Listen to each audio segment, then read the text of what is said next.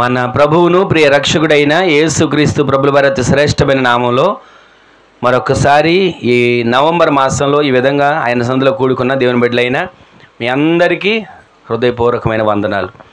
దేవుడు ఇంతవరకు మనలను మన కుటుంబాలను కంచెవేసి కాపాడి ఎన్ని దినాలు 317 రోజులు పడిన రెక్కల నీడలు భద్రపరిచిన దేవునికి ఒక్క క్షణం చేతులతో అందరూ స్తోత్రం చెప్దాం. హల్లెలూయా హల్లెలూయా. గడిచిన వారం ఒక చిన్న వాక్యం విన్నాం. ఏం వాక్యం అది? ఎవరైనా గుర్తుండి చెప్పండి, కొద్ది గట్టిగా చెప్పండి.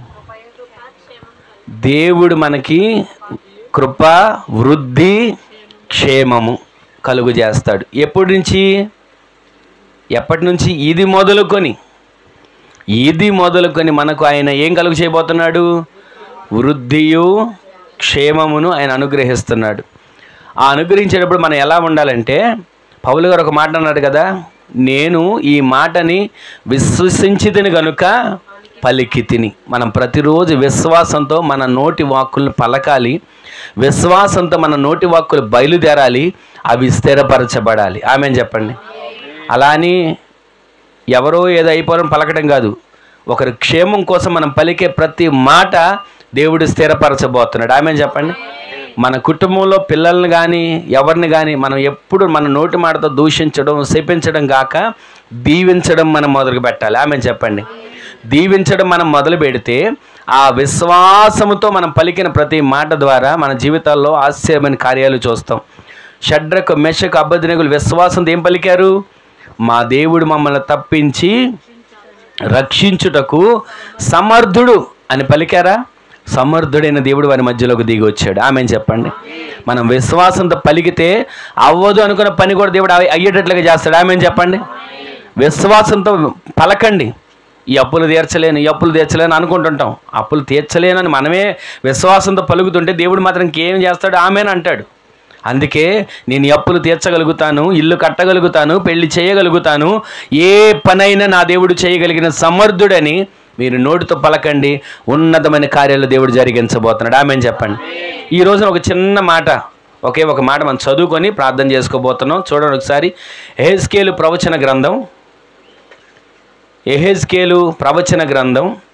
37వ అధ్యాయం 5వ వచనంలో రాయబడిన మాట.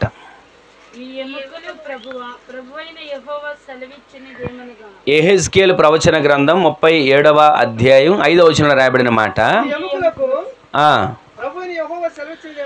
ఈ ఎముకలకు ప్రభువైన యెహోవా సెలవిచ్చినదేమనగా, మీరు బ్రతుకునట్లు నేను మీలోనికి జీవాత్మను రప్పించుచున్నాను. హల్లెలూయా హల్లెలూయా. చిన్న మాట, చాలా క్లుప్తంగా మనం ధ్యానం చేసుకోబోతున్నాం. ఇది ఎన్నోసార్లు మీరు విన్న మాట కావచ్చు, చదివిన మాట కావచ్చు, ఎందరో గొప్ప గొప్ప దైవజనులు చెప్పగా ఎముకల లోయ గురించి విన్న బలమైన వర్తమానం కావచ్చు. కానీ ఈ మాటలో ఒకే ఒక మాట మనం తీసుకొని ధ్యానం చేస్తున్నాం. అదేంటంటే, మీరు బ్రతుకున్నట్లు జీవాత్మను మీలోకి నేను రప్పించుచున్నాను. గట్టిగా ఆమేన్ చెప్పండి. ఈ రోజున దేవుడు మనతో మాట్లాడుతున్న ప్రతి మాట, ఆ మాటలో ఉన్నటువంటి ప్రతి వచనం, ఆ మాటలో వచ్చినటువంటి ప్రతి అంతరార్థమైనటువంటి మాటను మన హృదయాలను దేవుడు కదిలించునుగాక. అంటే అక్కడ రాయబడిన మాట, మనం చదువుతున్న మాట ఏంటంటే, మీరు బ్రతుకున్నట్లుగా నేను ఏం పంపిస్తాను? జీవాత్మను మీలోకి రప్పిస్తున్నా. ఎందుకని అలా చెప్తున్నాడు దేవుడు?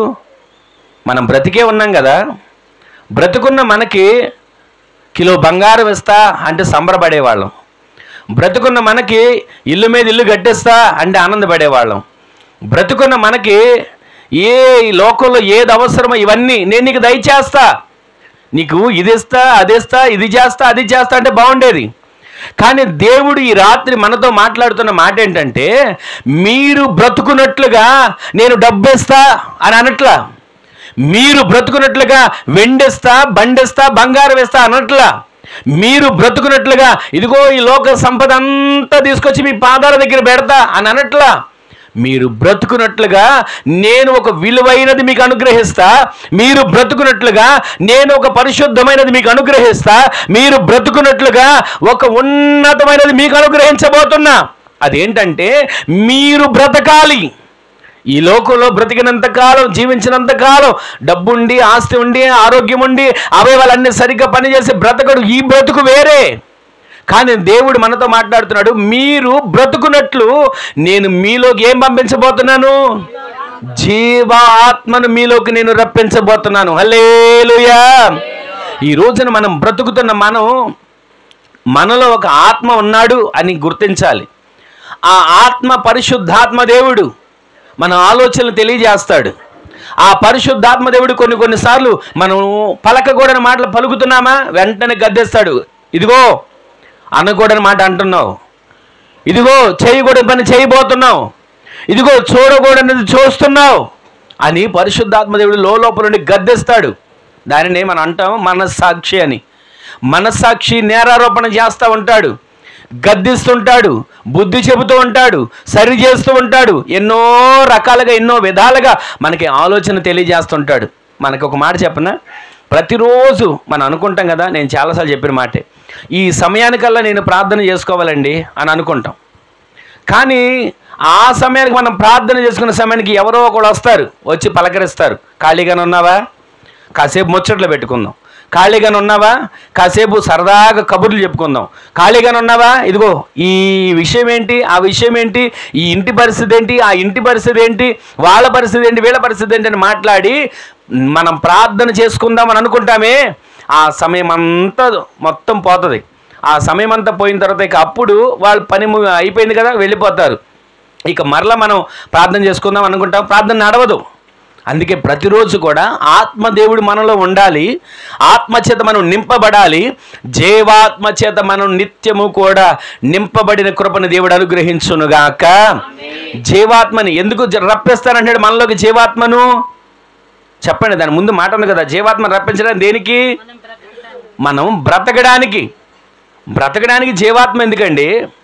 బ్రతకడానికి డబ్బు ఉంటే సరిపోద్ది, ఒకరోజు పని ఉంటే సరిపోద్ది, ఖాళీ లేకుండా ఊపిరాడనంత పని ఉంటే సరిపోద్ది కదా బ్రతకడానికి. సంపాదించుకుంటాం, ఆస్తి సంపాదించుకుంటాం, ఏదైనా పని చేసుకుంటాం. అంటే సంపాదించకూడదు, పని చేయకూడదని నేను చెప్పట్లా. మనము బ్రతుకున్నట్లుగా, ఎక్కడ మనము బ్రతుకున్నట్లు, ఏ విధంగా మనము బ్రతుకున్నట్లు, ఎలా? ఈ లోకంలో బ్రతికే బ్రతుకు గురించి దేవుడు మనతో మాట్లాడట్లేదు. ఈ లోకంలో సంపాదన గురించి, ఆస్తి పాస్తుల గురించి, అందచందాల గురించి, ఆరోగ్యాన్ని గురించి దేవుడు మాట్లాడడం లేదు. మనము బ్రతుకున్నట్లుగా, క్రీస్తులో మనము బ్రతుకున్నట్లుగా, పరిశుద్ధతలో మనము బ్రతుకున్నట్లుగా, దేవుని సన్నిధిలో ప్రార్థించడంలో మనం బ్రతుకున్నట్లుగా, ఆయనను స్తుతించడానికి మనము బ్రతుకున్నట్లుగా, ఆయన సన్నిధిలో ధూపము వేయడానికి మనము బ్రతుకున్నట్లుగా మనకొక ఆత్మ కావాలి. ఆ ఆత్మే జీవాత్మ. ఆ జీవాత్మ చేత మనం నింపబడినట్లుగా దేవుడు మనల్ని ప్రతిరోజు బ్రతికించునుగాక. మనము బ్రతకాలి. బ్రతకడం అంటే మనం తిరుగుతున్నాం కదా, బ్రతికే ఉన్నాం కదా మనం అందరూ అనుకుంటున్నాం. కానీ మనము దేవునిలో బ్రతకాలి, ప్రార్థనలో బ్రతకాలి, పరిచర్యలో బ్రతకాలి, వాక్యాన్ని ధ్యానించడంలో బ్రతకాలి, కన్నీటి ప్రార్థన చేయడంలో బ్రతకాలి. రోమాపత్రిక 8:26 ఒక మాట ఉంటుంది కదా, అటువలే ఆత్మయు మన బలహీనతలను చూచి సహాయము చేయుచున్నాడు. ఎందుకు? యుక్తముగా ప్రార్థన చేయడం మనకి ఎలాగో తెలియదు, కానీ ఉచ్చరింప శక్యము కాని మూలుగులతో ఆ ఆత్మ తానే మన పక్షమును విజ్ఞాపన చేస్తున్నాడు. ఆమేన్ చెప్పండి గట్టిగా. ఆ ఆత్మ ఏం చేస్తున్నాడు మన పక్షాన? మరి ఆ ఆత్మ మనలో ఉంటే విజ్ఞాపన చేస్తాడు. ఆ ఆత్మ మనలో ఉంటే ప్రార్థన చేస్తాం మనం. ఆ ఆత్మ మనలో ఉంటే, జీవాత్మ మనలో ఉంటే, పైన 26 వచనంలో తీసిన వాళ్ళు చదవండి ఒకసారి. అటువలే ఆత్మయు అంటే ఆత్మదేవుడు కూడా మనలో ఉన్నాడు. ఇప్పుడు నేను ఒక్కడిని ఇక్కడ ఉన్నాను అనుకోండి, ఒక్కడే అని అంటాం. ఇప్పుడు మనందరూ ఉన్నాం కదా, ఆ బయట నుంచి చూసేవాళ్ళు ఏమనుకుంటారు? వాళ్ళందరూ ప్రార్థన చేస్తున్నారు అంటారు. లేదా ఇద్దరున్నామా, ఈ వ్యక్తి ఆ వ్యక్తి కూడా కలిసి ప్రార్థన చేస్తున్నాడని చెప్తారు. ఇక్కడ రాబడి మాట మీరు బాగా ఆలకించండి, చదవండి ఒకసారి. అటువలే ఆత్మయు అంటే అక్కడ ఉన్నటువంటి ఒక వ్యక్తితో పాటు ఎవరున్నారు? ఆత్మదేవుడు ఉన్నాడు. ఆమెను చెప్పండి గట్టిగా. ఈరోజు మనందరూ ఇక్కడ ఉన్నామా? మన దగ్గర ఆత్మదేవుడు ఉన్నాడు. ఆమెను చెప్పండి. పరిశుద్ధాత్మదేవుడు మీలో ఉన్నాడు. ఆమెను చెప్పండి. పరిశుద్ధాత్మదేవుడు మనతో ఉన్నాడు. ఆమెను చెప్పండి. అందుకే ఒక చోట రాయబడి ఉంటుంది, ఆ ఆత్మ ఎక్కడో కాదంట, మీలో ఉన్నాడు, మీతో ఉన్నాడు. ఈ రోజున ఆ ఆత్మదేవుడు మనతో ఉన్నాడని గ్రహింపు మనకి కలగాలి. అందుకే ఈ రాత్రి దేవుడు మనతో మాట్లాడుతున్నాడు. మీరు బ్రతుకున్నట్లు మీలోనికి నేను ఏం రప్పించబోతున్నాను? జీవ ఆత్మను మీ కొరకు నేను రప్పించబోతున్నాను. ఆ జీవాత్మ ఎవరో తెలుసా? ఎలా ఉంటాడో తెలుసా? మనలోనే ఉంటాడు, మనతోనే ఉంటాడు. ప్రాణము, ఆత్మ, శరీరం, 3 ఉన్నాయి. తండ్రి, కుమార, పరిశుద్ధాత్మ, ముగ్గురు. అంటే ముగ్గురు వేరువేరని కాదు. ఈ ప్రాణం ఉండి ఆత్మ లేకపోయినా, ఆత్మ ఉండి శరీరం లేకపోయినా ఎందుకు పనికిరాదు? చచ్చిన శవాలు, జీవం లేని వారు. అందుకే మనం ముగ్గురు కలిసిన ఈ ప్రాణం, ఆత్మ, శరీరం, ఈ 3 కలిసిన మనం మనిషి. తండ్రి, కుమార, పరిశుద్ధాత్మ, ఆయన దేవుడు, త్రిత్వమైన దేవుడు. ఈ రోజున దేవుని సన్నిధిలో ఆయన మాటలు వింటున్న మనము బ్రతుకున్నట్లుగా, మనము జీవించినట్లుగా, మనము ఆత్మచేత నింపబడినట్లుగా మనకు ప్రతిరోజు కూడా ఆయన జీవాత్మను రప్పిస్తున్నాడు మనలోకి. ఒక మాట చదివిస్తాను చూడండి. కీర్తన గ్రంథం 104వ కీర్తన 29-30 అనుకోండి. చూడండి, 104వ కీర్తన 29-30 చరణాలు. కీర్తనలు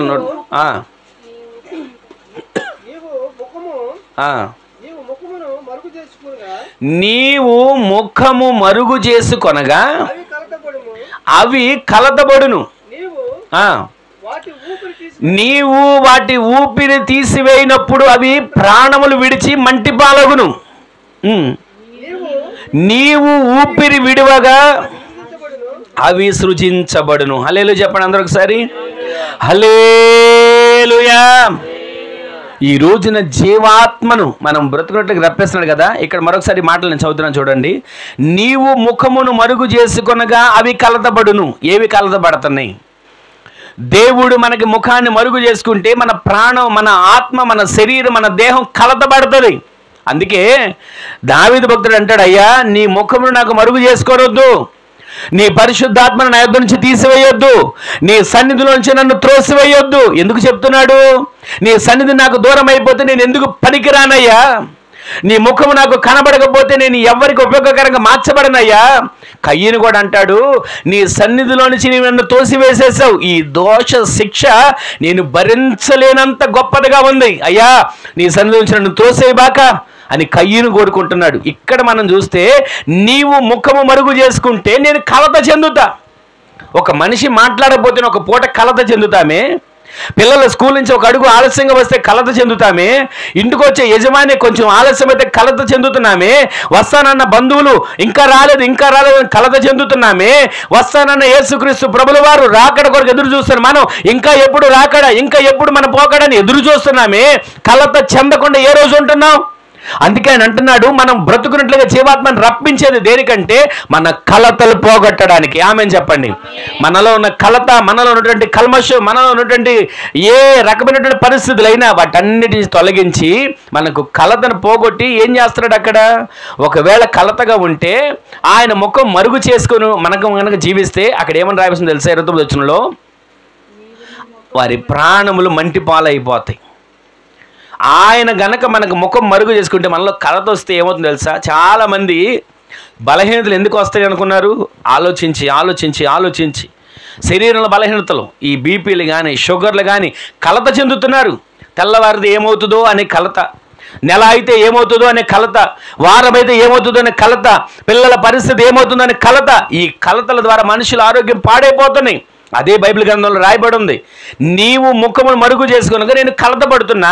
ఆ కలతపడిన కారణం ఏమవుతుందో తెలుసా? నా ప్రాణము మంటిపాలైపోతుంది. ఈరోజు నీ మాటలు వింటున్న మనం మన ప్రాణము మట్టిపాలు అవ్వకుండా ఉండాలంటే తర్వాత 30 రాయబడి ఉంది, నీవు నీ ఊపిరిని విడువగా సృజించబడుతున్నాయి. అంటే మనం మరలా దేవుళ్ళు బ్రతుకుతున్నాం, మనం బ్రతుకుతున్నాం అని అనడానికి ఏంటో తెలుసా? ఆయన ఊపిరి. మనం బ్రతుకుతున్నాం అనడానికి కారణం తెలుసా? ఆయన జీవాత్మ. మనము బ్రతుకుతున్నాం అని అంటేనే దేవునిలో ప్రతిరోజు కూడా ఆత్మీయ యాత్రలో ఉన్నతమైన స్థితిలో కొనసాగేటట్లు దేవుడు కృప చూపించునుగాక.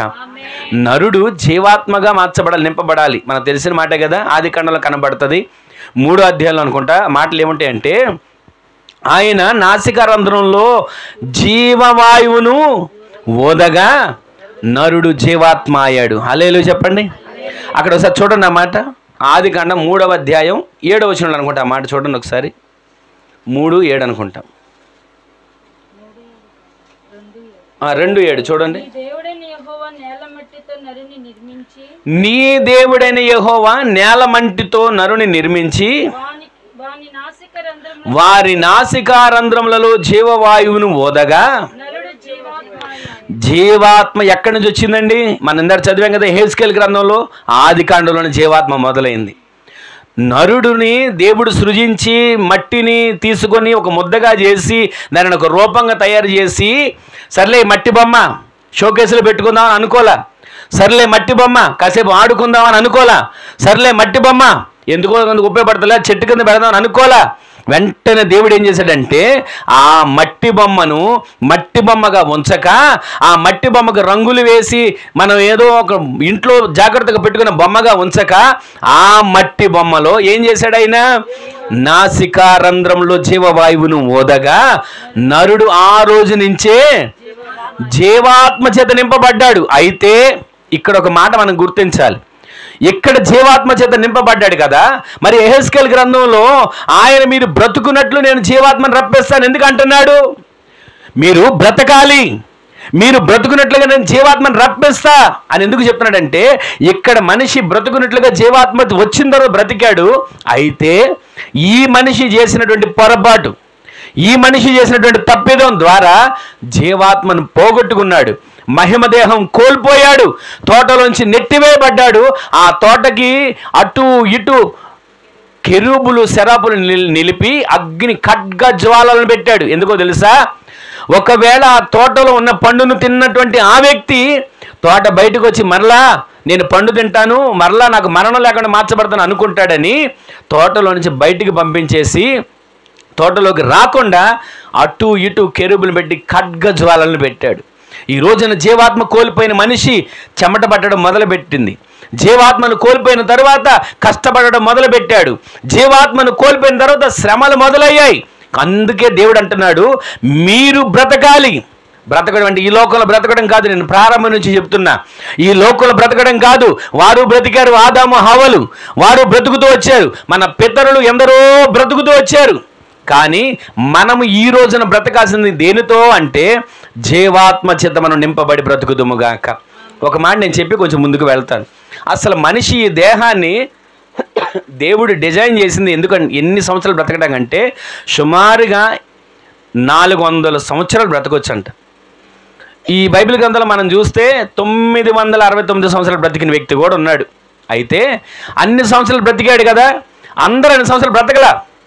రాను రాను రాను రాను రాను రాను సంవత్సరాలు తగ్గిపోతున్నాయి.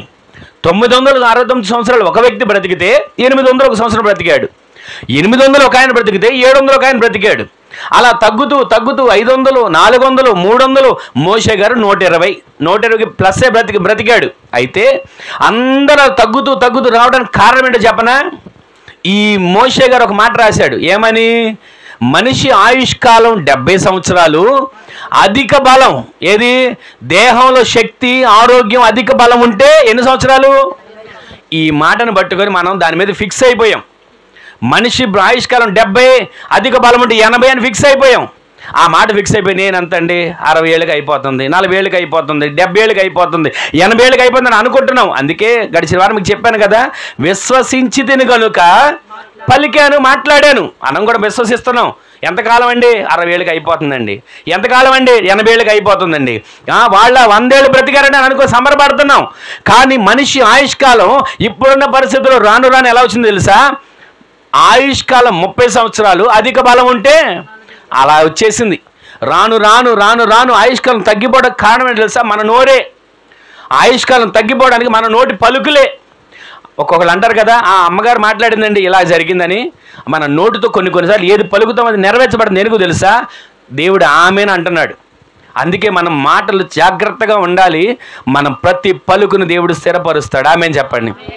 ప్రతిరోజు కూడా ఈ మాటలు వింటున్న మన జీవితంలో ఆ నరుడు జీవాత్మ అయ్యాడంట. అక్కడ ఆదికాండ మనం చూస్తే జీవాత్మని దేవుడు మనలోకి బ్రతికిస్తున్నాడు. దేనికి చెప్పండి, చెప్పండి, అందరూ కూడా చెప్పండి. అసలు జీవాత్మను దేవుడు మనకి ఎందుకు రప్పిస్తున్నాడండి? ఇక్కడ బ్రతకడానికి కాదు, దేవునిలో మనం నిత్యత్వంలో బ్రతికేవానిగా మార్చబడినట్లు. ఈ లోకంలో జీవించినంత కాలం జీవాత్మ మనలో ఉంటే మన మాటలో, మన చూపులో, మన నడకలో, మన ప్రవర్తనలో, మన అడుగులో, మన పరిస్థితుల్లో జీవాత్మ గద్దిస్తుంటాడు. ఇదిగో నువ్వు వెళ్ళే త్రోవ మంచిది కాదు, ఇదిగో నీవు మాట్లాడే తీరు మంచిది కాదు అని దేవుడు మనకు తెలియజేస్తుంటాడు. అందుకే మనం బ్రతకాలి. బ్రతికిన మనం జీవాత్మ చేత నింపబడి ఆ జీవాత్మ చేత బ్రతికేవానిగా దేవుడు మనల్ని మార్చునుగాక. ఇక్కడ మనం గమనించుకుంటా వెళితే ఆయన ఊపిరి చేత మనం బ్రతుకుతున్నాం, సృజించబడుతున్నాం. మొదటి మాట ఇక్కడ మనం చూస్తే నరుడు జీవాత్మ అయింది దేనికో తెలుసా? ఒకప్పుడు ఆత్మ లేదు, మట్టి. చాలామంది అంటాం కదా, ఇది మట్టి అండి, మట్టి శరీరం అండి అంటాం, మట్టిలో కలిసిపోతుంది. కానీ ఈ మట్టి శరీరాన్ని ఆత్మను, జీవాత్మను దయచేసి మహిమ కలిగిన శరీరంగా దేవుడు మార్చబోతున్నాడు. ఆమేన్ చెప్పండి. ఒక్క క్షణంలో రెప్పపాటున ఈ మట్టి దేహం మట్టి దేహంగా కాదు, మహిమ దేహంగా దేవుని సన్నిధిలో కనబడేట్లు దేవుడు చేయునుగాక. మరొక మాట చూపిస్తాను చూడండి. అదే యెహెజ్కేలు గ్రంథం 37వ అధ్యాయంలో మన ఇందాక చదివిన మాటలోని ఇంకో మాట ఉంటుంది. 37వ అధ్యాయం యెహెజ్కేలు గ్రంథం 14వ వచనం చూడండి.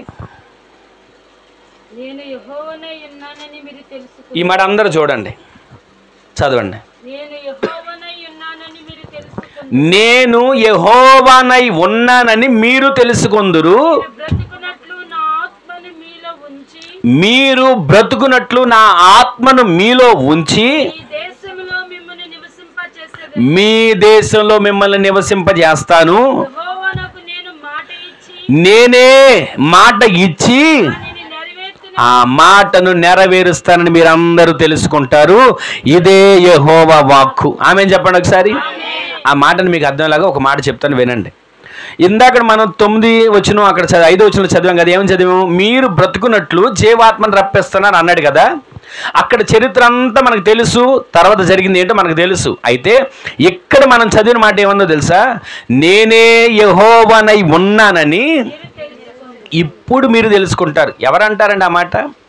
మనం అంటాం, ఇదిగో నేను ఈ పని చేస్తానని ఇప్పుడు మీరు తెలుసుకుంటారు అని ధైర్యంగా చెప్తాం. ఆ పని చేసి చూపిస్తారు. ఇదిగో ఇప్పుడు నేను ఇది చేస్తానని ఇప్పుడు మీరు తెలుసుకుంటారు. ఈ బండి తోలుతానని మీరు ఇప్పుడు తెలుసుకుంటారు. ఈ ఇల్లు కడతానని మీరు ఇప్పుడు తెలుసుకుంటారు. ఇలా జరుగుతుందని మీరు ఇప్పుడు తెలుసుకుంటారు అంటారే. దేవుడు మనతో అలా చెప్తున్నాడు. ఇప్పుడు నేను మీకు దేవుడినై ఉన్నానని మీరు తెలుసుకుంటారు. ఎలా? మీరు తెలుసుకునేది ఏ విధంగా? నేను మీ దేవుడని ఉన్నాను మీరు ఎలా తెలుసుకుంటారంటే, మరలా మీరు బ్రతుకున్నట్లు ఇందాక ఏమన్నాడు? జీవ ఆత్మను మీలోకి రప్పిస్తాను అన్నాడు. ఇక్కడ ఏమన్నాడంటే నా ఆత్మను మీలో ఉంచుతాను. గట్టిగా ఆమేన్ చెప్పండి. మనలో ఆయన ఆత్మను ఉంచి మనమున్న దేశంలో మనము సంతోషంతో నివాసం చేసేట్లు చేస్తాడు. గట్టిగా ఆమేన్ చెప్పండి. ఇప్పుడు మొదట జీవాత్మ ఇచ్చి మనల్ని బ్రతికించేది దేనికంటే ఆయనతో ఉండడానికి, నివాసం చేయడానికి. రెండవదిగా ఆయన ఆత్మను మనలో ఉంచుతున్నాడు. ఆ ఆత్మను మనలో ఉంచేది దేనికంటే మనమున్న దేశంలో, మనమున్న గ్రామంలో, మనమున్న ప్రాంతంలో మనం ఎలా నివాసం చేస్తామంట? నిర్భయముగా మనం నివాసం చేస్తాం. గట్టిగా ఆమేన్ చెప్పండి. అక్కడ ఒక మాట అంటాడు, ఇది మీరు ఇలా నివాసం చేస్తే నేను మాట ఇచ్చాను ఇలా నివాసం చేస్తారని, ఆ మాటను నేను నెరవేరుస్తాను. ఇదే యెహోవా వాక్కు అంటున్నాడు. ఈ రాత్రి ఈ మాటలు వింటున్న మన జీవితంలో ఎన్నోసార్లు ఎన్నో విధాలుగా మనం ఉన్న నివాసం సరిగ్గా లేదని, కట్టుకున్న నివాసం సరిగ్గా లేదని ఎన్నో రీతిలుగా నలిగిపోతున్నాం. కానీ ఈ మాట మీద చేయబెట్టి మీరు రోజు ప్రార్థన చేసుకోండి. ఈ యెహెజ్కేలు గ్రంథం 37వ అధ్యాయం 14వ వచనం మీద మీరు ప్రతిరోజు చేయబెట్టి ప్రార్థన చేసుకుని అక్కడ ఒక మాట ఉంటుంది, నేను ఇప్పుడు మీ దేవుడని మీరు తెలుసుకుంటారు. ఎంత రోషంగా చెప్తున్నాడండి ఆ మాట. నేను మీ దేవుడని ఇప్పుడు మీరు తెలుసుకుంటారు. ఎలా? మీరు బ్రతుకున్నట్లుగా ఇందాక చెప్పినట్లు జీవాత్మను పంపించను, నా ఆత్మని మీలో ఉంచి మీరున్న దేశంలో మీరున్న నివాసంలో మిమ్మల్ని వర్ధిల్లింపజేస్తాను, మాట ఇచ్చిన నేను తప్పేవాడను కాను, అది నెరవేరుస్తాను అని దేవుడి రాత్రి మనకు తెలియజేస్తున్నాడు. ఈ మాటలు వెంటనే మన జీవితంలో మనం బ్రతుకుతున్న మనం జీవాత్మ ఉందా? బ్రతుకుతున్న మనలో దేవుని ఆత్మ ఉందా? ఆ ఆత్మ ఉంటే ఎలా ఉంటాం? ఆ ఆత్మ లేకపోతే ఏ విధంగా ఉంటాం? ఒకే ఒక మాట నేను చెప్పి నేను ముగిస్తాను. ఒక్క మాట మీకు జ్ఞాపకం చేస్తాను, రెఫరెన్స్లు ఏం అవసరం లేదు. సమూయేలు గ్రంథంలో మనం గమనిస్తే సౌలు అనే ఒక వ్యక్తి తన తండ్రి గాడిదల్ని మేపుకుంటూ ఆ గాడిదల్ని వెతుక్కుంటూ వెళ్ళాడు. తనతో పాటు ఉన్న ఒక వ్యక్తి, ఇద్దరు వెతుక్కుంటూ వెళితే గాడిదలు ఎక్కడ దొరకల. సరేనని చెప్పి ఆ ప్రాంతాన్ని వెళ్ళిన వాళ్ళు వచ్చేసేటప్పుడు ఒక ఆలోచన వచ్చింది. ఆ ఊళ్ళో ఎవరైనా కనుక్కున్నారు, ఇక్కడ ఎవరైనా దీర్ఘదర్శి ఉన్నాడా, ఇక్కడ ఎవరైనా దీర్ఘదర్శి అనేటువంటి వ్యక్తి కలరా అని కనుక్కుంటే, అయ్యా పలానా చోట ఉన్నాడు, ఆయన పేరు పలానా, ఆయన పలానా అని చెప్పి అన్నీ చెప్తే, ఈ సౌలు ఆ ప్రవక్త అయిన సమూయేలు దగ్గరికి వెళ్ళడానికి ముందు ఆలోచిస్తాడు, అయ్యో దీర్ఘదర్శి దగ్గరికి వెళ్తున్నామే, మన చేతిలో ఏమీ లేదు, ఒట్టి చేతులతో ఎలా వెళ్తాం అని ఆలోచించాడు. అలా ఆలోచిస్తూ ఉండగానే తనతో పాటు ఉన్న పనివాడు అంటాడు, అయ్యా నా దగ్గర కొంత వెండి ఉంది, అక్కడికి వెళదాం, అక్కడ ఇచ్చేద్దాం, మన తర్వాత లెక్కలు చూసుకుందాం అని అంటే, అక్కడికి వెళ్ళగానే ఆ వెళుతూ ఉండగానే దేవుడు మాట్లాడతాడు సమూయేలుతో, ఇదిగో పలానా వాడు వస్తున్నాడు, పలానా వ్యక్తి వస్తున్నాడు అని చెప్పగానే ఆ వ్యక్తి వచ్చిన తర్వాత అతనిని అభిషేకించి చెప్తాడు, ఇదిగో గాడిదలు పోయిన నువ్వు కంగారు పడవాక, మీ నాన్నగారు నువ్వు కనబడలేదని కంగారు పడుతున్నాడు, వెంటనే ఇంటికి వెళ్ళిపో అని చెప్పాడు. సరే అని చెప్పి అతను వెళుతుండగా అభిషేకించాడు. ఈ అభిషేకించి ఆత్మను నింపుదల కలుగు చేసేటట్లుగా అభిషేకించి చెప్తాడు, ఇదిగో పలానా చోటకు వెళ్తావు, పలానా చోట సమాధులు ఉంటాయి, పలానా చోటకు వెళ్తావు, పలానా వాళ్ళతో మాట్లాడతావు, పలానా చోటకు వెళ్తావు, ఇదిగో అక్కడ నీకు ఒకళ్ళు ఎదురవుతారు, నీవు వెళుతూ ఉండగా ఒక సమూహం వస్తుంది, ఆ సమూహం వచ్చినప్పుడు నీవు అభిషేకించబడతావు, నింపబడతావు అని చెప్పాడు. సరే అని చెప్పి ఇదంతా జరిగింది. ప్రవక్తల గుంపు ఆ సమూహం రాగానే ఆత్మచేత నింపబడ్డాడండి. ఈ సౌలు గారు ఆత్మచేత నింపబడ్డాడు. సరిపోయింది. ఇలా జరిగింది, బాగానే ఉంది. వాళ్ళందరూ బ్యాండ్ మేళం కొట్టుకుంటూ వచ్చారు, దారిని వెళ్తున్నారు. కొందరు ఎదురవుతారని చెప్పాడు, పలానా ఊరని చెప్పాడు, పలానా సమాధులు చెప్పాడు, ఎన్నో గుర్తులు చెప్పాడు. ఇవన్నీ ఎదురయ్యాయి. అభిషేకించబడ్డాడు. ప్రవక్తలతో కలిసి ఆయన కూడా అభిషేకం చేత నింపబడిపోయి ప్రవచన వచనాలు పలుకుతూ వెళ్తున్నాడు. నింపబడ్డాడు కదా, ఆత్మతోనే నింపబడ్డాడు, అభిషేకంతోనే నింపబడ్డాడు. మరి ఎందుకని ఆత్మను పోగొట్టుకున్నాడు? జీవాత్మను పోగొట్టుకొని ఎందుకని నష్టంలోకి వెళ్ళిపోయాడు? బ్రతకకుండా శత్రువులు చేతిలో ఎందుకు చనిపోయాడు?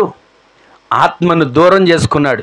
అదే సమూయేలు గ్రంథంలో ఒక చోట రాయబడి ఉంటుంది, దేవుడు యెహోవా యొద్ద నుంచి దురాత్మ వచ్చి ఎవరిలోకి వెళ్ళిందంట? సౌలులోకి వెళ్ళింది. రాసింది బైబిల్ గ్రంథంలో. యెహోవా యొద్ద నుంచి దేవుని ఆత్మ రావాలి కదా, ఇక్కడ రాసింది కదా, యెహోవా యొద్ద నుంచి జీవాత్మ బయలుదేరింది. యెహోవానైన నేను మీ దేవుడు నేను మీరు తెలుసుకుంటారు. ఇదిగో నా ఆత్మను మీలో ఉంచుతున్నా, మీరున్న దేశంలో నిర్భయంగా నివాసం చేస్తారు, మాట ఇచ్చాను దాన్ని నెరవేరుస్తాను, తప్పను. ఇదే యెహోవా వాక్కు అని చెప్పాడు కదా.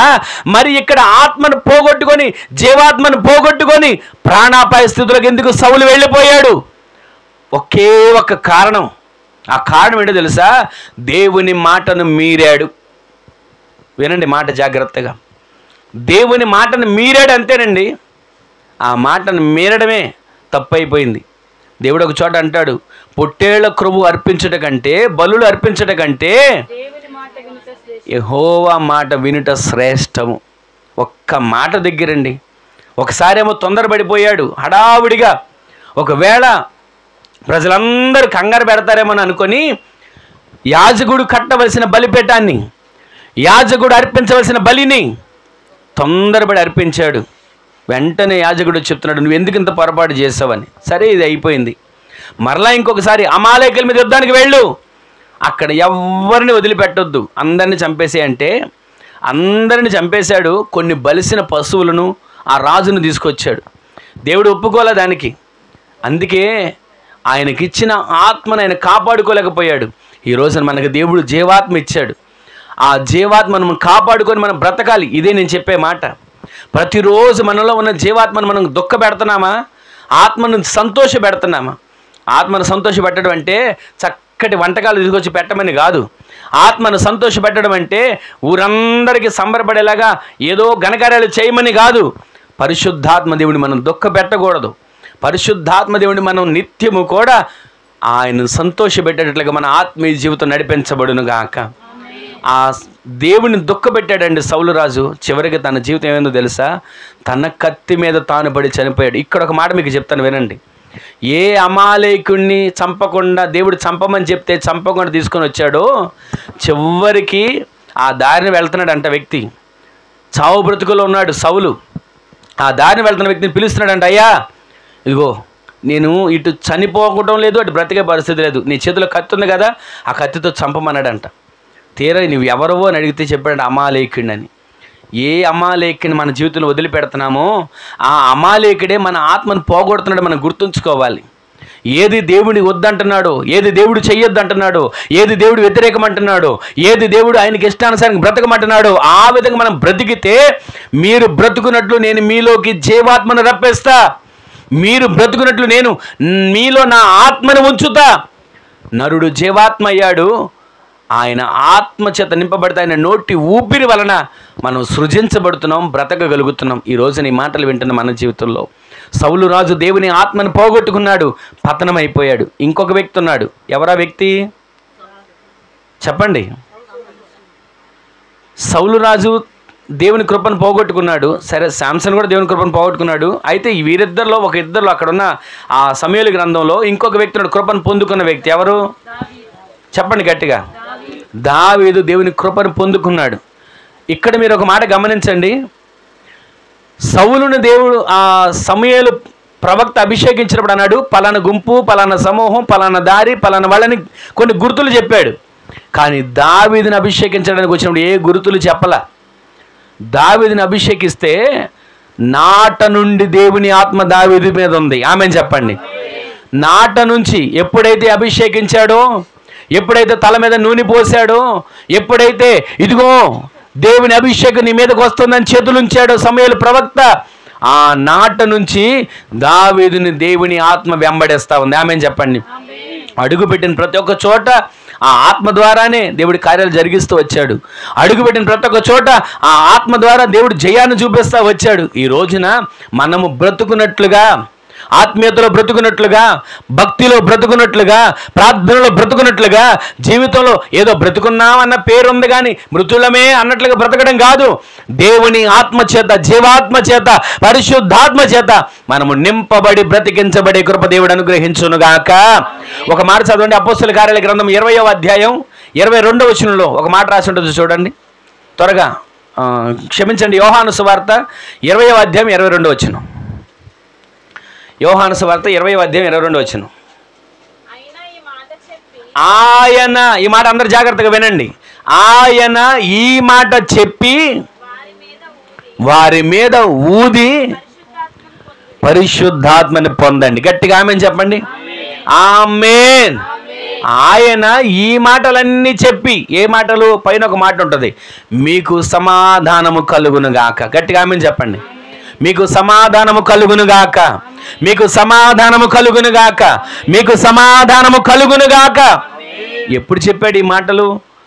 ఆయన పునరుద్ధానుడై లేచిన తరువాత ఆదివారం సాయంకాలమున అందరికీ కనబడుతూ ఒక్కొక్కరి దగ్గరికి వచ్చి వాళ్ళు కలతలో ఉన్నారని, భయాల్లో ఉన్నారని, ఆందోళనలో ఉన్నారని గ్రహించి ఈ మాటలన్నీ చెప్పాడు. మీరు ధైర్యంగా ఉండండి, సమాధానం కలుగుతుంది, ధైర్యంగా ఉండండి, క్షేమం కలుగుతుంది, ధైర్యంగా ఉండండి, ఒకవేళ ఎన్ని శ్రమలు వచ్చినా నిలబడగలుగుతారు, ధైర్యంగా ఉండండి అని ఇవన్నీ చెప్పి ఆయన సర్దుకుని వెళ్ళిపోలా, వాళ్ళ మీద ఊదాడు. ఆమెను చెప్పండి. ఊది పరిశుద్ధాత్మని పొందుకోండి అన్నాడు. ఆమెను చెప్పండి. ఆ పరిశుద్ధాత్మని పొందుకోండి అని చెప్పాడా? అపోస్తలుల కార్యాల గ్రంథంలో పరిశుద్ధాత్మ పొందుకోవడం ప్రారంభించారు. ఆమెను చెప్పండి. ఎప్పుడైతే ఆ శిష్యులు వాళ్ళందరూ కలిసి 120 మంది మేడగదిలో కూడుకొని ప్రార్థించడం మొదలుపెట్టారో, ప్రార్థిస్తూ ఉండగానే పరిశుద్ధాత్మ దేవుడు అగ్ని నాలుకల వలె ఒక్కొక్కరి మీద విభాగింపబడి వాళ్ళగా అక్కడున్న ప్రతి ఒక్కరు పరిశుద్ధాత్మను పొందుకున్నారు. ఆయన చెప్పాడు, ఇక్కడ వీళ్ళు పొందుకున్నారు. పొందుకుంటే బయట ఉన్న వాళ్ళు అందరూ అనుకుంటారంటే ఏంటి కేకలు, ఏంటి అరుపులు, ఏంటి విడ్డూరం అని అందరూ అనుకుంటూ ఉంటుంటే వీళ్ళు లోపల వాళ్ళ వాళ్ళ భాషలలో పరిశుద్ధాత్మ చేత నింపబడి ఒక్కొక్కరు అన్య భాషల చేత నింపబడి వాక్శక్తి వాళ్ళకు అనుగ్రహించిన శక్తి కొలది ఆయన స్తుతించడం మొదలుపెట్టారు. ఈ రోజున ఆ పరిశుద్ధాత్మ చేత మనం నింపబడితే, జీవాత్మ చేత మనం నింపబడితే, ఆయన ఆత్మ చేత మనం నింపబడితే మనము బ్రతుకుతాం బ్రతుకుతాం బ్రతుకుతామని దేవుడు మాట్లాడుతున్నాడు. మీరు బ్రతుకున్నట్లు మీరు బ్రతుకున్నట్లు మీరు బ్రతుకున్నట్లు జీవాత్మను మీలోనికి నేను రప్పిస్తున్నాను. మీరు బ్రతుకున్నట్లు నా ఆత్మని మీలో ఉంచుతున్నాను. మీరు బ్రతుకున్నట్లు పరిశుద్ధాత్మను మీ మీద అనుగ్రహించబోతున్నాను. హల్లెలూయా. ఈ రోజున మనం బ్రతికున్నామా, జీవించే ఉన్నామా? దేవుని సందులో ఆత్మచేత నింపబడిన వ్యక్తులుగా మార్చబడాలి. ఆ విధంగా కాకుండా ఏమోనండి జీవిస్తున్నాను, ఆత్మ ఏంటో తెలియదు, పరిశుద్ధాత్మ తెలియదు, నింపబడడం తెలియదు అనుకుంటున్నామా? పరిశుద్ధాత్మ లేనివాడు నా వాడు కాడు, ఆయన వాడు కాడు అని పరిశుద్ధ లేఖనాల్లో రాయబడి ఉంది. ఈరోజు నీ మాటలు వింటున్న మన జీవితంలో ప్రతిరోజు కూడా మన పరిశుద్ధాత్మతో నింపబడాలి. ఒక మాట మీకు చెప్తాను. ఎఫెసీయులకు రాసిన పత్రిక 2వ అధ్యాయం 1వ వచనంలో 5వ వచనంలో ఒక మాట కనబడుతుంది. మీరు అపరాధముల చేతను పాపముల చేతను చచ్చిన వారై ఉండగా ఆయన మిమ్మును క్రీస్తుతో కూడా బ్రతికించాడు. గట్టిగా ఆమేన్ చెప్పండి. మనం క్రీస్తుతో కూడా బ్రతకాలండి, క్రీస్తుతో జీవించాలి. ఇక్కడ ఏదో ఏమోలండి ఆయన పట్టం పెట్టుకుని పూజించాము, ఆయన దగ్గర ఒక కొవ్వొత్తి వెలిగించాము, లేదా ఆయన దగ్గర ఒక అగరబత్తి వెలిగించామని చెప్పి సంబరపడ్డం కాదు. ఆయనతో జీవించే వారిగా మనము బ్రతుకుదుము గాక. మనము బ్రతుకున్నట్లుగా ఆయనతో జీవించాలి. మనము బ్రతుకున్నట్లుగా జీవాత్మ చేత మనం నింపబడాలి. మనము బ్రతుకున్నట్లుగా ఆయన ఆత్మ మన మీద అనుగ్రహిస్తున్నాడు. మనము బ్రతుకున్నట్లుగా పరిశుద్ధాత్మను పొందుకోవాలి. మనము క్రీస్తుతో కూడా జీవించే వారిగా మార్చబడుదుము గాక. ఆ విధంగా జీవించాలని ఒక ఆశ కలిగి ఏ రోజైనా ఆయన సందులో ప్రార్థించగలుగుతున్నాం. అయ్యా నన్ను దీవించు, నా పిల్లలను దీవించు, నా కుటుంబాన్ని దీవించు, నా పరిస్థితిని దీవించు, నా బిడ్డలను దీవించు. ఇదే మనం పాట పాడుతున్నామా? నేను నీతో బ్రతకాలి. గట్టిగా ఆమేన్ చెప్పండి. ఈ రోజు నుంచి నన్ను దీవించు దీవించు దీవించు దీవించు దీవించు అనే పాట కొంతసేపు ఆపైనా నన్ను నీతో బ్రతికేటట్లుగా చెయ్యయ్యా అని ఒక్క క్షణం ఆయన వైపు మనం తేరి చూడగలిగితే, ఆయనతో జీవిస్తే మనం జీవాత్మను పొందుకుంటాం. ఆయనతో జీవిస్తే ఆయన ఆత్మే మనలో ఉంచుతాడు. ఆయనతో జీవిస్తే పరిశుద్ధాత్మను మన మీద ఉంచుతాడు. ఆయనతో జీవిస్తే క్రీస్తుతో కూడా జీవించే వారిగా మనము జీవించుదుముగాక. అలా జీవించాలయ్యా, అలా బ్రతుకుతానయ్యా అని ఒక్క క్షణం ఒక చిన్న తీర్మానం చేసుకుని అందరూ ఎవరికొని లేచి నిలబడి ప్రార్థన చేసుకుందాం. ఆయనతో జీవించేవారిగా, ఆయనలో జీవించేవారిగా, ఆయనతో నడిచేవారిగా, ఆయనతో బ్రతికేవారిగా మనం మార్చబడాలి. ఒక చిన్న తీర్మానంతో ఒక చిన్న ప్రార్థన చేసుకుందాం. ఎవరికి వారే లేచి నిలబడిన వారు ఒక చిన్న ప్రార్థన చేసుకోండి. నేను నీతో జీవిస్తానయ్యా, నేను నీలో జీవిస్తానయ్యా, నేను నీతో బ్రతుకుతానయ్యా అంటే ఒక్క క్షణం ఎవరికి వారే ఒక చిన్న ప్రార్థన చేసుకోండి. ఎవరికి వారు ఒక చిన్న ప్రార్థన చేసుకోండి. మీరు బ్రతుకున్నట్లు జీవాత్మను నేను మీలోకి రప్పిస్తున్నాను. మీరు బ్రతుకున్నట్లు జీవాత్మను నేను మీలోకి దయచేయబోతున్నాను. ఒక్క క్షణం ప్రార్థన చేసుకోండి. మీరు బ్రతుకున్నట్లుగా, మీరు జీవించినట్లుగా ఎండిన ఎముకలలో జీవాత్మను దేవుడు దయచేయబోతున్నాడు. ఎండిన ఎముకల మీదకి జీవాత్మను దేవుడు రప్పించబోతున్నాడు. ఎముకలుగా కనబడు, ఎముకలుగా ఇక అనబడను. ఆ ఎముకలు లెక్కింప సఖ్యముగానే సైన్యముగా మార్చబడబోతుంది. ఆ ఎముకలకు నరములు రాబోతున్నాయి. ఆ ఎముకలకు శరీరం అతకబడబోతుంది. ఆ ఎముకలకు చర్మము కప్పబడబోతుంది. ఆ ఎముకలన్నీ కూడా ఒక మహా సైన్యముగా మార్చబడబోతున్న వేళ ఒక్క క్షణం అయ్యా, ఇంతవరకు ఎండిపోతున్నాము, ఆత్మీయ జీవితంలో ఎండిపోతున్నాం, భక్తిలో ఎండిపోతున్నాం, పరిస్థితుల్లో ఎండిపోతున్నాం, ఎదురవుతున్న నిందల్లో ఎండిపోతున్నాం, ఎదురవుతున్న అవమానాల్లో ఎండిపోతున్నాం. ఎండిపోయిన బ్రతుకుగా, మూడు బారిన బ్రతుకుగా మార్చబడిపోతున్నామయ్యా. మేము బ్రతుకున్నట్లుగా జీవాత్మను మాలోకి రప్పించవా? మేము బ్రతుకున్నట్లుగా నీ ఆత్మ చేత మమ్మల్ని నింపవా? మేము బ్రతుకున్నట్లుగా పరిశుద్ధాత్మ దేవుడా మమ్మల్ని అభిషేకించవా? మేము నీతో కూడా బ్రతకాలయ్యా. మేము క్రీస్తుతో బ్రతకాలి, క్రీస్తుతో మేము జీవించాలి, క్రీస్తులో మేము లేపబడాలి. ఒక చిన్న తీర్మానంతో ప్రార్థన చేసుకుందామా? ఎన్ని బాధలున్నను, ఇబ్బందులైనను, ఎంత కష్టమొచ్చినా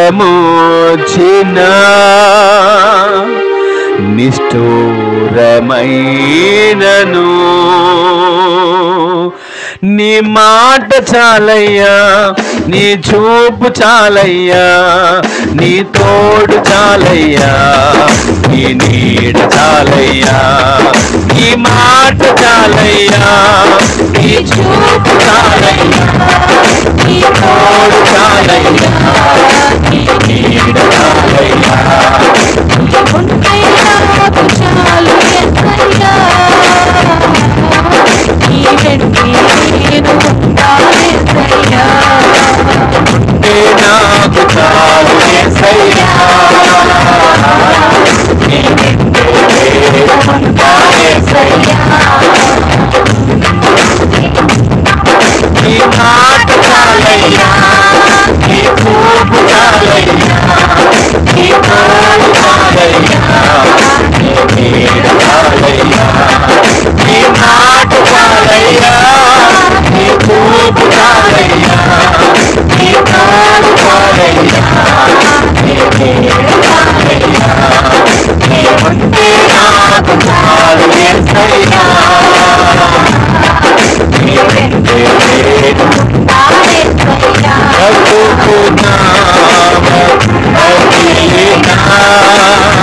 కడలి పాలైనను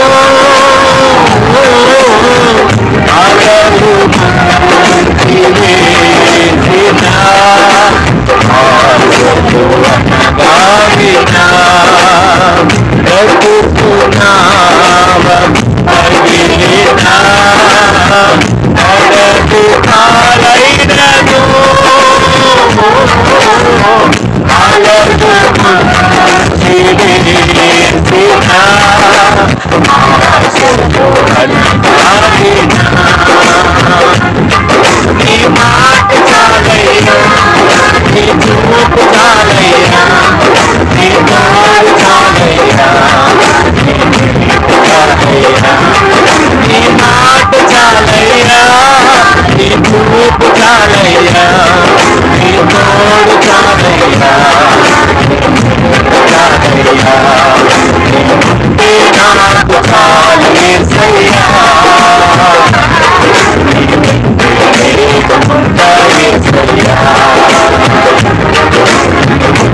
నాకు చాలు యేసయ్యా,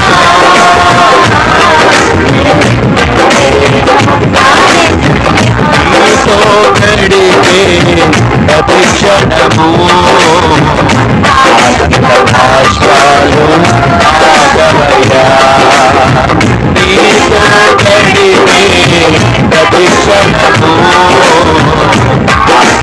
ఆనందభాష్పాలు ఆగవయ్యా, కృపకలంచగా నేను యోచించగా, కృపకలంచగా నేను యోచించగా, నగరమావను స్తుతించగా, నిన్ను కీర్తించగా, యేసయ్యా యేసయ్యా నా యేసయ్యా, యేసయ్యా యేసయ్యా నా యేసయ్యా, యేసయ్యా నా యేసయ్యా, యేసయ్యా యేసయ్యా నా యేసయ్యా, నా జీవితాన్ని మధురముగా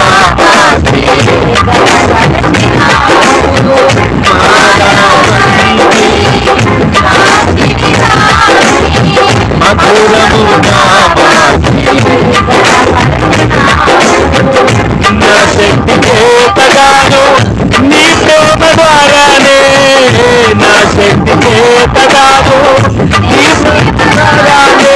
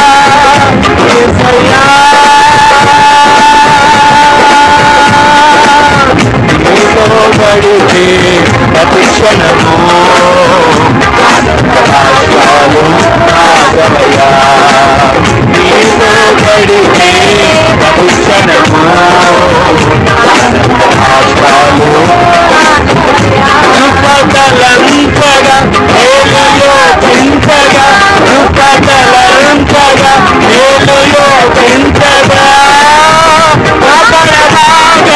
చూపించగా నిన్ను కీర్తించగా, యేసయ్యా యేసయ్యా నా యేసయ్యా, యేసయ్యా యేసయ్యా నా యేసయ్యా, యేసయ్యా యేసయ్యా నా యేసయ్యా, యేసయ్యా యేసయ్యా నా యేసయ్యా,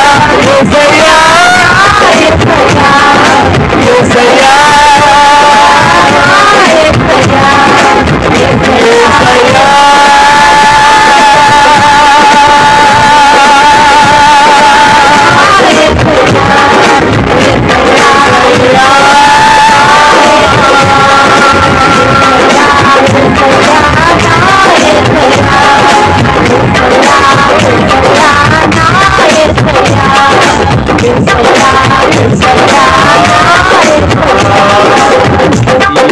యేసయ్యా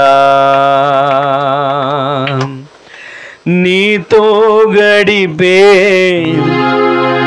ప్రతి క్షణము ఆనంద భాష్పాలు ఆగవయ్యా, మీరు బ్రతుకున్నట్లు జీవాత్మను మీలోకి రప్పించుచున్నాను. ఆయన ముఖము కనబడకపోగా కలత చెందుతున్నాం. ఆయన నోటి ఊపిరి వలన మనము సృజించబడుతున్నాం. ఈ రోజున మనం జీవించామంటే ఆయన నోటి ఊపిరి, బ్రతికి ఉన్నామంటే ఆయన నోటి ఊపిరి. ప్రతి క్షణం ఆయనతో గడిపే ప్రతి క్షణం ఆనంద బాష్పాలతో సంతోషభరితులమై ఆయన సన్నిధిని అనుభవించే వ్యక్తులుగా మనము మార్చబడినట్లుగా నేను జీవాత్మను రప్పించుచున్నాను. నరుడు జీవాత్మగా మార్చబడ్డాడు. నేను యెహోవానై ఉన్నానని మీరు తెలుసుకుంటారు. నా ఆత్మను మీలో ఉంచుతున్నాను. మీరు నివాసం చేసే ప్రతి స్థలం నిర్భయంగా జీవిస్తారు. మాట ఇచ్చిన నేను దానిని నెరవేరుస్తాను.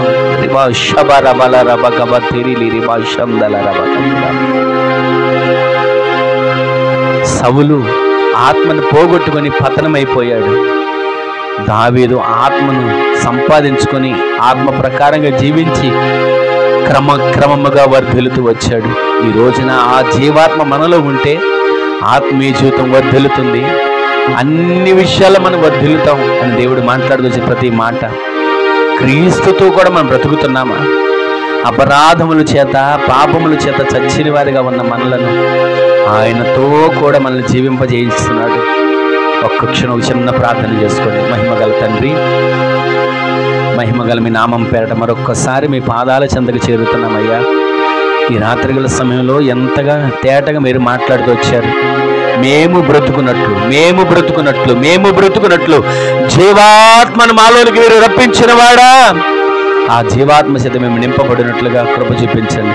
మాలో ఆత్మను మేము కాపాడుకొని ఆత్మ నడిపింపుకు మేము అప్పగించుకొని ఆత్మీయంగా ఆత్మానుసారంగా నీ రాకడ కొరకు ఎదురు చూస్తూ రాకడకు సిద్ధపడుతూ జీవించే భాగ్యాన్ని దయచేయండి.